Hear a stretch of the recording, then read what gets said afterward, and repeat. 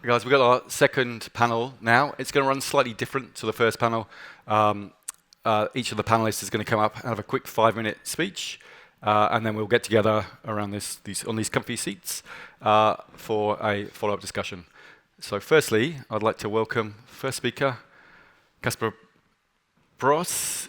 Yeah, sorry, from Boss World in Helens. I always get that mixed up, apologies. Welcome.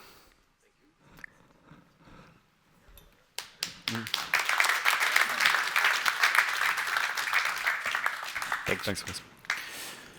Thank you. So, my name is Casper Brus, like Anthony said. I would like to start with one question. Oh. Who of you knows Busworld? That's one. Oh, that's quite a few. Okay, good. Well, we are at a car day, so my speech will be more about trucks, vans, machinery. And first, before I start introducing myself, I would like to start introducing the company I work for. And this year, with the marketing team, we created a brand new brand video, and I'm really proud of that one. So I would like to use this to show you all who Busworld is and what we do, and then I can keep quiet for 2 minutes also. We are Busworld. With over 60 years of experience, we deliver more than 15,000 vehicles and machines annually to satisfied customers in more than 180 countries worldwide.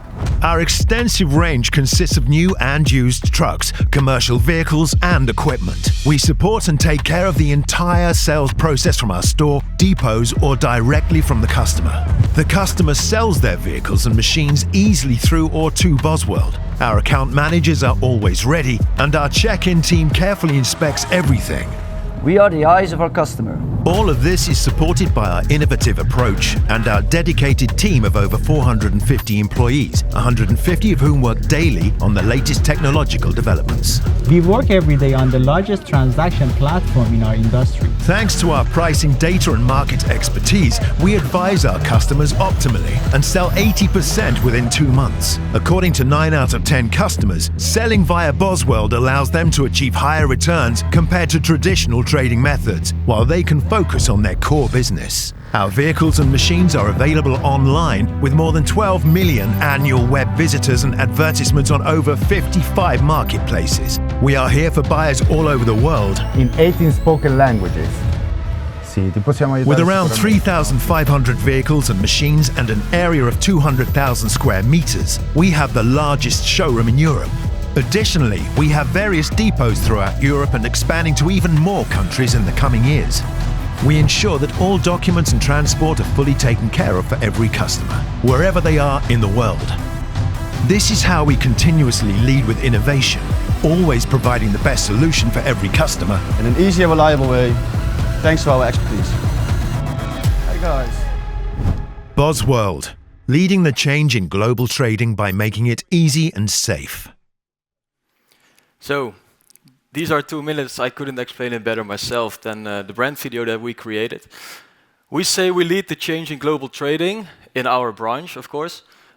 Sounds cool, but I'm going to show you a little bit more on how that we do that. First of all, so my name, Casper Brus. I'm the marketing and e-commerce manager of Busworld, making me responsible for these 2 departments. So, mostly marketing, creating brand awareness, of course. E-commerce is generating leads. Busworld, we used to be a trader. We exist for 60 years. We used to be Bus Trucks. You probably know that name also then. But someday we thought we have bigger ambitions than becoming the biggest trader in the Netherlands. We have an ambition of doing 75,000 transactions a year. Currently, this year, we will probably end around 15,000. So we still have a large way to go. We have a few nice numbers, but one is very important to highlight, I think. We have over 450 employees. 150 of them is IT, tech, product. Either way, developing the platform that we believe is scalable to grow to the 75,000 transactions. So, of course, if you are a trader and you want to grow to 75,000, building a platform is a nice thing, but that's not just the solution to take these steps. So, the way that we believe that we can make that growth is a combination of online and offline. We have a platform that generates global reach. In our branch, in the trucks branch, it's way more worldwide than the car branch. So global reach is very important, but we also see with our buyers and sellers, both of them, they need some kind of local trust. They don't really dare to just send a truck to Poland if they don't know anyone. Or also, if you're a buyer in Spain, you need to feel some kind of trust with the company that you buy from.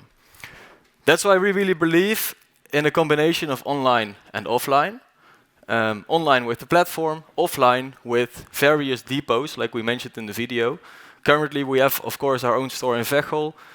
We have one location in Dortmund. We opened it this year in Germany, and a lot more in the planning. And next year, we will take more steps on these. So, does it work? Until now, it does. We see the growth in 2022. We launched the platform. And the last year, so this year actually, we see that we grow 41% in sales, and we do that by growing 35% in the number of advertisements. So, shortly, that's our strategy. Happy to tell you more in the panel later. Thank you, and please visit our site if you never did it before. It's really nice. Thanks.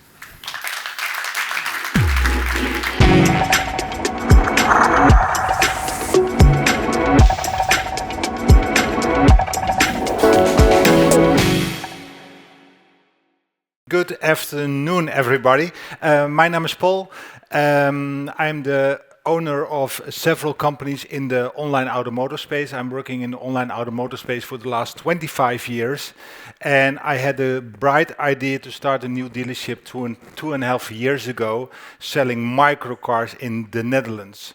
And they asked me to explain the vision about a new digital dealership in 5 minutes, so I'm going to try that. But there's a lot to learn about starting a new dealership from scratch without any database, without any clients, in a new world, in a new environment, selling it through online. And the focus we have is online first and offline second.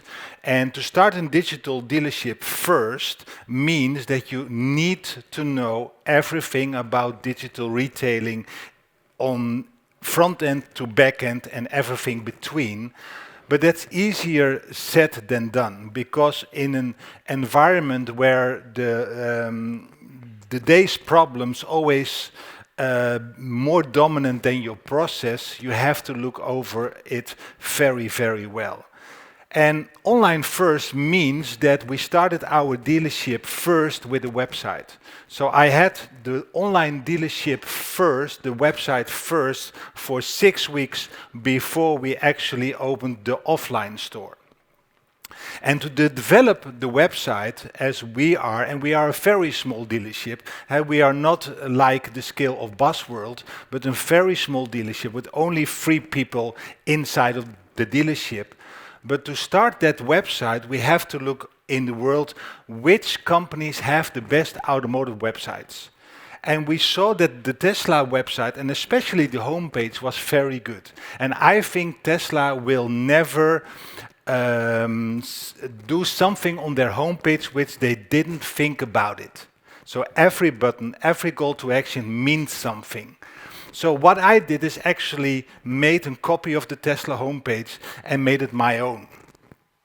If you look to the SRP, the search result page, which is actually the most dominant space in every portal you have, because there you need to sell the click to the VDP, the best SRP page in the world, in my opinion, is the CarMax website. The search result page of the CarMax is the best in the world. It's also the most dominant online player, universal, independent car dealer in America. And if you look to the VDP page, the product page, there you can say Carvana did it the best. And all those companies are doing things on their websites, not by accident, but they think it through.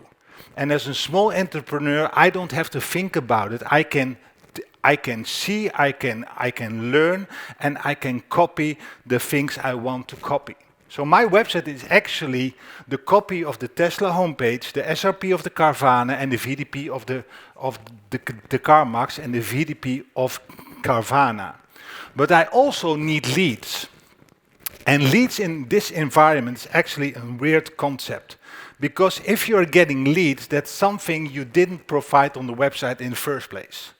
Because if you provide all the information, you don't need leads. You get all that information to the consumer hands.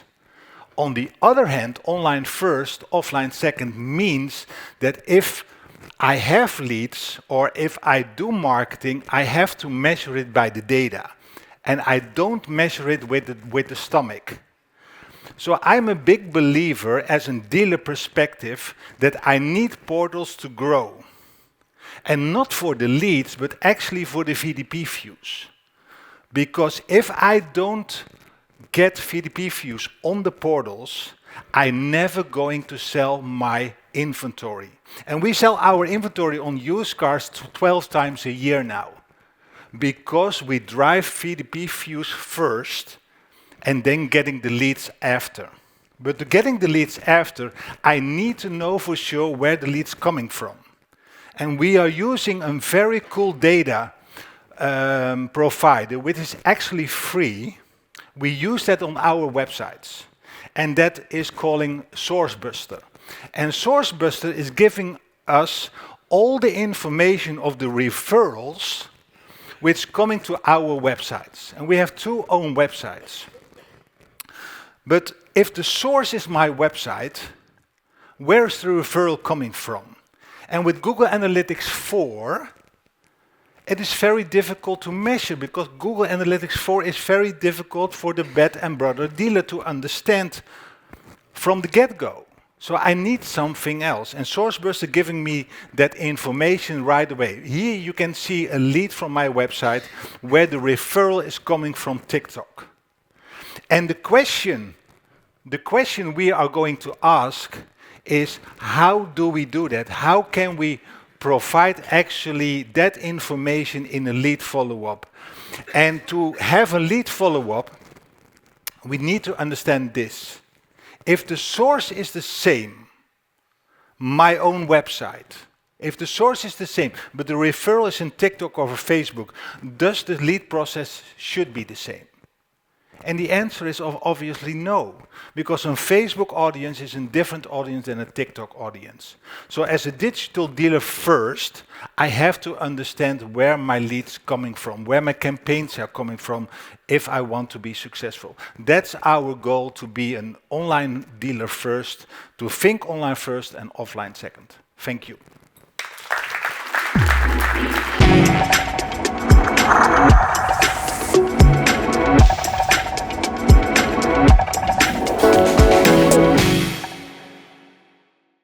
In 2018, this is about how hard predicting the future is. In 2018, KPMG, lots of very, very smart people in KPMG, as we know, predicted that by next year, 2025, what proportion of retailers in Europe would no longer exist? If you put your hand up if you think it's a quarter, a third, or half. Who thinks it's a quarter would not exist? Guy here thinks this is like an auction, a terrible auction, isn't it? How many people say a third? A third of dealers wouldn't exist. Okay, that's quite good. How many people think half? So KPMG did say half of retailers. If you're a retailer in the room, half of you shouldn't be here, according to the forecasts. That's how dangerous it is to predict the future, right? Because you're all still here. Well done. Okay, I'm going to talk about consumers quite quickly, and I'm going to give you some more good news, because retailers, according to our thinking, are more important than ever. We heard about that in the presentation before lunch, so that's good news. First chart I will show you. There aren't many, and this is the most complicated. Don't worry even about what it says at the bottom. We've asked people, when we think about how people buy cars, consumers, and apologies for the truck or machinery people in the room, we think about it as not a journey or a process, but loads of jobs to be done. People do jobs. People think there are 5 things to do when they're going to buy a car. We said, how many jobs do you think there are to do? They said 5. There are more than 25, even more if it's electric. So it's super complicated.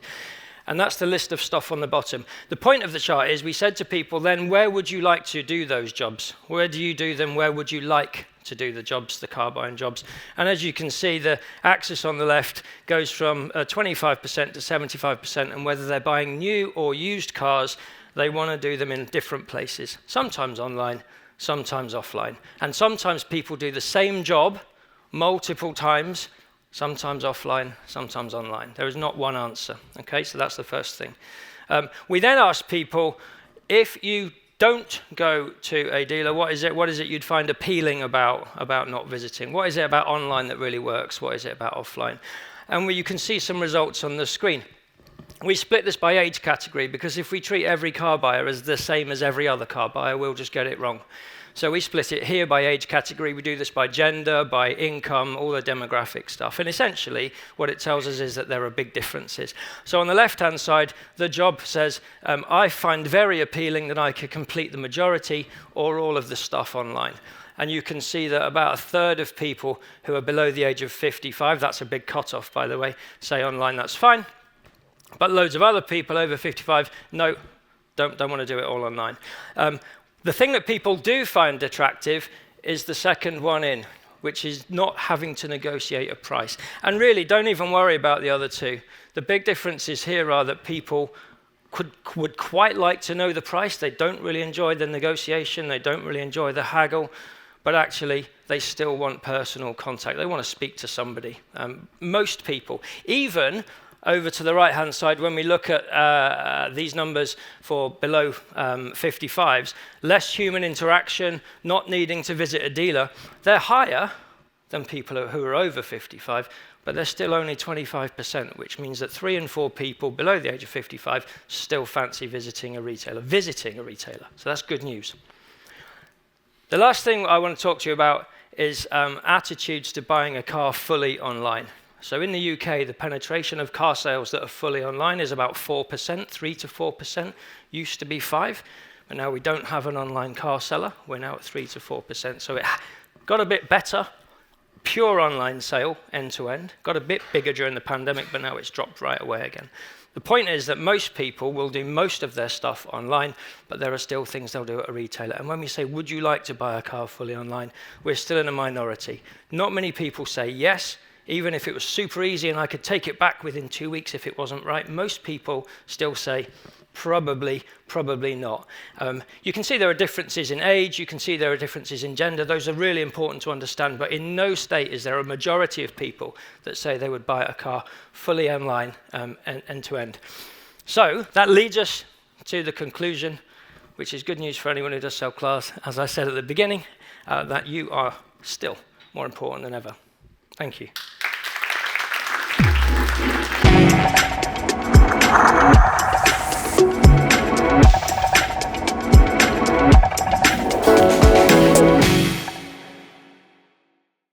Thank you all. Very interesting. One question I'd like to maybe start with is, maybe I'll start with you, Paul. Do you think that we as an industry are leading the trend towards digitalization, or do you think we're being led there by the customer or the consumer? The customer probably in Casper's.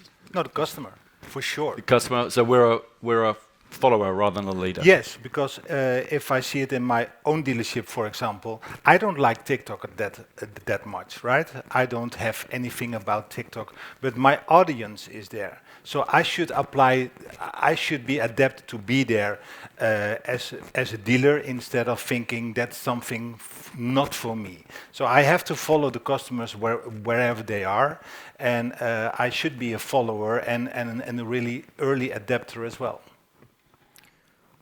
Casper, you guys are the rock stars of the truck and van industry, and heavy machinery too. I know that your scale is enormous, but you're selling to a B2B audience. Yep. How do you find that? Do they drag you to this way of operating, or did you? I believe we should make a distinction between either lead generation and the transaction. So I truly believe that in the lead generation, so the customer journey, online is key, and that's really the customer wants it like that. So we as Buzzworld or every other company, they should be present during that entire online orientation process. I really believe that. There's also the transaction. I think, like you, for a marketplace, you're not really present at that part of the customer journey, but we are. We are always in charge of every transaction. And we sometimes tend to pull the customer into buying online, and like you buy trousers or shoes and just put it in your shopping cart, pay the bill, and you get it at your doorstep the next day. It's all possible also at Buzzworld, but we just noticed that the customer is not really there yet with the transaction. So I think the lead generation, yes, very important, and then also make sure that you're offline represented for the customer to be able to finish the customer journey. Gotcha. And you're selling a very high value item globally in many instances. Yeah. So I get the point around lead management and lead generation. How do you get to the next stage of moving the transaction forward? How does that work? Yeah, so we just have a very good sales organization still. And I say still, but I don't expect it to end in a couple of years. Yeah. They are really crucial to us. And that's why, so we have the lead generation that works, but we need the sales department to finish the deal. Yeah. And I think, I don't know for cars because we don't do cars, but for the trucks market, machinery market, fence is a bit different, but yeah, it's just crucial that there's that physical contact, the trust of a local salesman that is able to help them in the language that they speak. That's why our sales department also speaks 18 languages. We are able to help every customer. Yeah. But that means that the online process, so the lead generation, also should be in 18 languages. Yeah. So the marketing and e-commerce department is not always happy with that. It's important because we need the customer to be on board all the time. Yeah. Thank you. Marc, how do you see the UK market? And you guys, as Autotrader, from the outside looking in, always seem to be leaders in the trends towards digital retailing and digitalization of the auto industry in the UK. Is that fair? Are you a fast follower or are you a leader? Probably both, actually. It depends on the job and the thing we're trying to do. So we've got, we have an audience of about 10 or 11 million users a month. We can't make everybody do the same thing. We can't force everybody to the same place. So in some aspects, we would maybe lead. So for example, valuations for a car, we have a massive database, so many observations of vehicle pricing movements, and we're able to tell consumers whether a car is priced really well or whether it's quite expensive. Retailers hated it when we introduced it, but it has made the transparency for the consumer and lead generation much better. So in some respects, we give consumers things that maybe they weren't sure they needed. Mm-hmm. In others, we, just as you've just described, Casper, we put together an end-to-end deal possibility, but most people don't want to do it. Yeah. They get to a point and they say, right, okay, I'd like to reserve the car, but I'm not willing to give you the money for it. Yeah. So you can build it, and some people will, but then most people at the current time don't. And when you ask for a fast follower or a leader, there are retailers that are doing a great job of lots of things, a much better job than we are, but that's because they service a certain number of consumers and maybe not the number that we do. And that brings me back to the point of the presentation, like car buyers come in all different ages and groups and all that sort of thing, and you can't make it right just for people who are 23 and want to do everything in 2 minutes. Other people like to take their time, they're making a big decision, they've got preferences and worries and so on. So I think it's important to make sure that if you want to capture the biggest audience you can, the biggest addressable audience, then you've got to be prepared to do both online and offline and let people do what they want, when they want, and where they want. In your presentation, you talked about the death of the pure online retailer in the UK, the platform. Is that a Kazoo? Kazoo. Yep. So do you think that imploded because it was ahead of its time, or is it just execution or funding issues, or do you think that they were trying to drive the consumer to a place that the consumer was not yet comfortable in going? Yeah, probably a blend actually. So we had two big players, Kazoo and Cinch were two of the biggest ones. The proposition was really powerful. The marketing expense was enormous, and they went really, really quickly. What they started to do, they were very successful in the early part of the pandemic when supply was low, when you couldn't visit places. We all had masks and things like that. Really, that worked.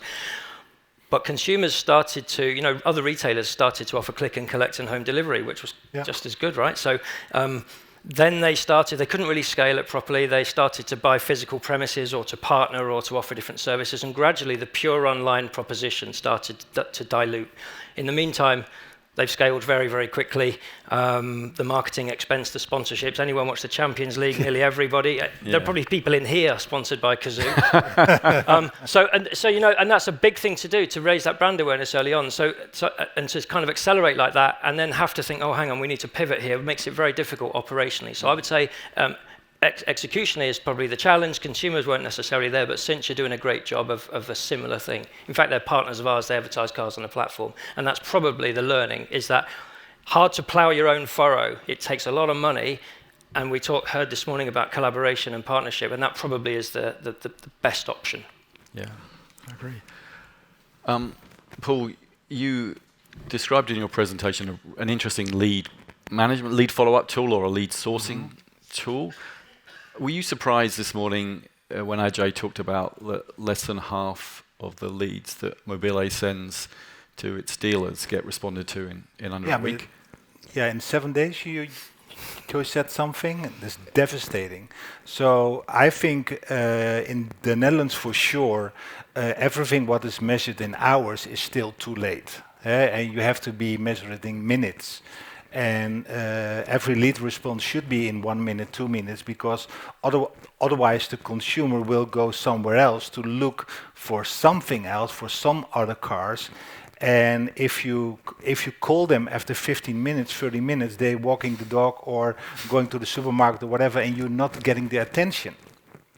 So lead follow-up and lead response in one way or the other should be faster than ever.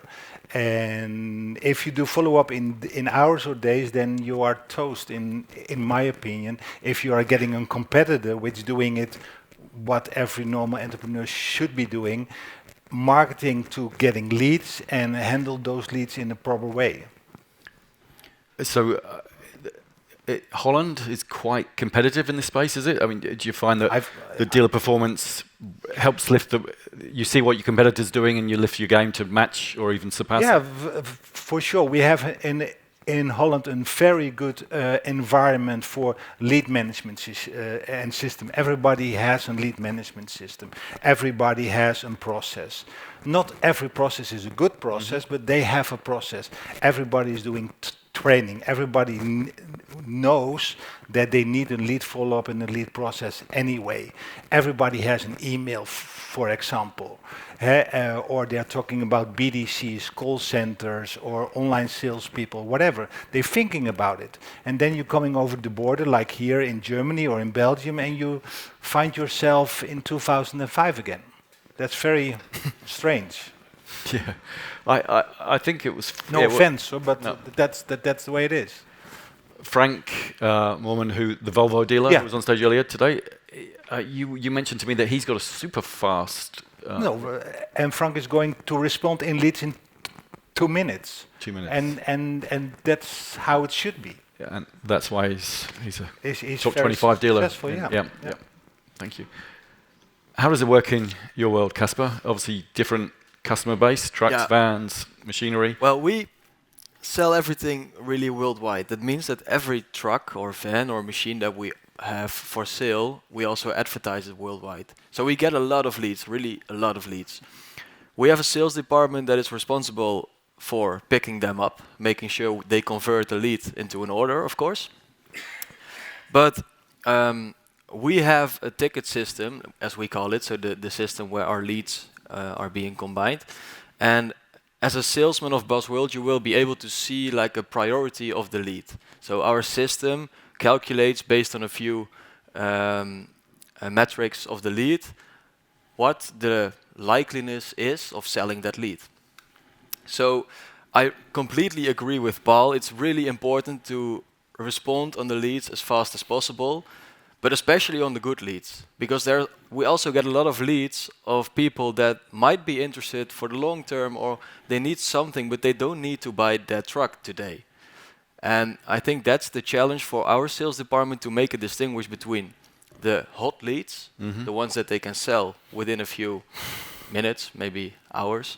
And the longer term, so the more orientating customer who you also want to respond to, of course, you want to bind them to your company, but it doesn't have to be in the first minute, I agree. So how do you work out who's a hot, who's a cold lead, who's a warm lead? How does that qualification happen? I should ask our ERP system, but there's some really clever IT guys who build a formula who build a code for comparing different metrics and making that to a I saw that on your slide that you have like 150 people working in tech. Is that right? Yeah. That's huge. That's like a third of your workforce. Yeah, it is huge. Yeah, but that's also because, of course, we have the platform, and we build our own ERP system, and we build a lot of systems ourselves. So we need to maintain these. So you don't buy software in? We do, but we started doing that only the last couple of years. Okay. So our company goes way back, and before that, the strategy was always build it ourselves, and now we just.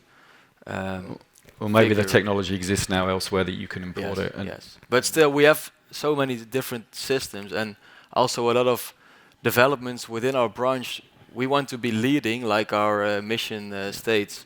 And if you want to be leading, then you need to develop. And you need to develop quickly. So there, we need people for that. True. Yeah. Marc, Autotrader generates a lot of leads for its dealers. What's the obligation, or is there an obligation on your dealers to respond to those leads in a timely manner? No, it's a really interesting point, but there's a few things to kind of pick up on there, aren't there? You know, our purpose really, what we do well is we introduce buyers to sellers, sellers to buyers. Loads of the inquiries are just, you know, simple questions around how big is the boot? Will it fit in my garage? Can you show me the wheels? Or, you know, those sorts of things. Are they leads? Are they not leads? They're inquiries. They're a contact. And how the retailer handles those is down to the retailer. We do measure, we do mystery shops and stuff to see what happened. They're always unsatisfactory, I suppose. They're not in minutes. It's just the spread of it. And that brings me to a point that, you know, Casper's just made there. I mean, it must be terrifying if you're a retailer. You've come in to listen to this, and these guys have got 150 people on tech. He's got, you know, leads being answered in 10 seconds. You know, it blows the mind, doesn't it? It's amazing. How do you do it when you think you'll go back to your showrooms and you'll see salespeople who are sort of sitting there watching people come in and going, "No, they're not serious." So how do you get to that? And I think this is where, you know, it went to this. Back to your first question? Is the consumer leading us? Are we leading the consumer? We've also got salespeople that need to be led, and they need to know the difference between somebody who's ready to go now, somebody who needs a bit of help, somebody who's just kind of figuring it out. And there's a whole kind of process we've got to go through. And hopefully, as in the case of these two businesses, technology can help us nudge people along or get them to the end. But I think that's I can imagine it's quite difficult to see, you know, for many businesses, especially smaller retailers, how they could get from where they are today to these kind of operations here. And I think you probably need to think about the steps that you go through, how you treat your people, how you train them, really importantly, how you measure what people are doing, what does success look like, those sorts of things. You should think about all those things before embarking on this kind of journey. Because what you don't want to do is just add tech cost to things that you already do. That would be a mistake. Anthony? Sorry, Paul. But on the other hand, you talked about questions about the booth or fitting in the garage, etc. Yeah. If you have on the VDP page, you have AI tools already, right, which can answer that question right away without hassling the salesperson in a lead, which is just a question. Yeah, it's a great example where you can use tech to take some of the burden away, the waste of time. The heavy lifting of small stuff, Yeah. I was interested in your point, Paul, around you rate the VDP as more important than the inquiry? Yes, the inquiry, I think it is just a bonus. And an inquiry is actually Sorry, we should probably explain what a VDP is. A vehicle detail page, a product page, or etc. And as a dealer, I'm interested in a lot of VDP views, because from the VDP views, I'm getting calls, I'm getting leads, I'm getting visits. But the VDP page, which didn't result in a lead on the platform X, I or Z can be a trigger for a lead on my website, for example. So I'm advertising on the portals for the VDP views, and I see the leads, the incoming leads as just a bonus. So the fact is you're happy to just put your vehicle in front of a relevant target audience. Yes, because anything that happens from that is a bonus because you think that they will hopefully already pick up the phone or go and visit you. Yes, because if they're searching in the search engine on the portal, they're coming on the SRP, they have a lot of choices on the SRP, the search result page, and they click on mine. So there is an interest. But on the other hand, to have a lead in an environment we are living in the Netherlands, not the worldwide audience, or in UK market, which is very bigger in terms of distance, we have a very dense country where the distance is not that much that people can go with the car to the dealership without ever calling or submitting a lead. It raises a really good point, if I just can add to that. Where as retailers do you want to spend your time? Because actually, if you don't get the vehicle description page right, you probably won't generate the inquiry. What you might do is generate poor inquiries, which are silly questions. Where do you spend the time? Where do you want your people to spend their time? And Autotrader, we do a load of work with retailers to improve advertising quality, to make sure pricing is right, that whatever the consumer sees on a screen, even if it's just for a second or two, is giving you the best chance of bringing the consumer to your product and not somewhere else. Because it's easy to just load cars up, load pictures up, load prices up, and automatically, etc. Go for a cigarette, isn't it? It just where's the time spent, and how is that best spent? Is a good question. No, you have to spend time to selling the car online, and you sell the car online with putting the information first, and there is your selling online take place in my perspective. Yeah. Casper, your business is now enormous. I think it is a top 5 truck dealer worldwide. It's right up there. Was it big before the internet, or has it only got to the stage where you've only been able to scale it to how many countries and how many thousands of vehicles? Is it only through the internet you've been able to do that, and through digitalization and digital transformation? I find that partially hard to say since I was almost not even born before that. But I know from our company that we've been big for the last decades already, and so we already were a very good trader. But our board and everyone in the company is just very ambitious, so we always wanted more and bigger and more and bigger. And eventually, if we conquered Veghel, that's not really fair, but within our branch we did.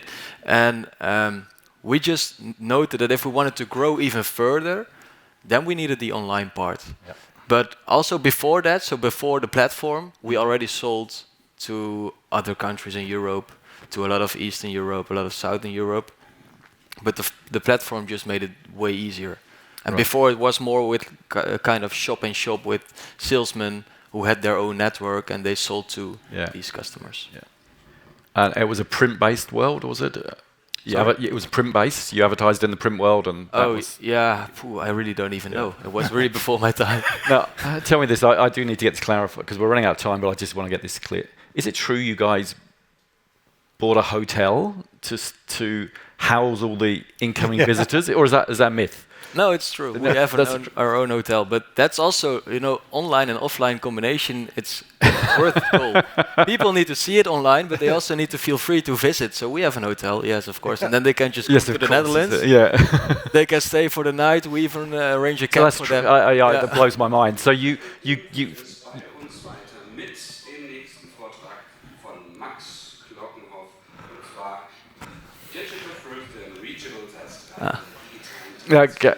This was supposed to be my English safe place today, and now I'm getting a German instructions thrown at me. It's almost to throw it in my face once more that I don't speak German. So I'm just going to kindly kind of ignore that and move forward. We've got about 3 minutes to go. This is not a myth. That's amazing story. Before we do finish up, Marc, would like to ask you: Does Autotrader do any training for its dealers on on how to move, how to live in the digital world, how to get more inquiries, how to deal with those inquiries, how to advertise cars better, how to write better VDPs, etc. Yeah, loads. Loads online, in person. As we said, yeah, make sure you can do it online, make sure you can do it in person. And across a range of subjects, so digitalization is obviously one, how to improve your ad quality, how to kind of sell cars faster, how to price to market. We do a load of things around handling electric vehicle objections, loads and loads of clinics. So we do quite a lot of that. And I guess to kind of close off with this answer, there are a few things that we sort of say to retailers if they're coming into digital. You know, what is it the consumer wants? Is the kind of the first thing. Figure that out. What is it the consumer wants from your services, and what is it you can offer them? What is it you want to achieve is another important thing to be really clear on, because like I said, you can add a load of cost to your business and you could duplicate work. That isn't sensible. Nobody wants to see that.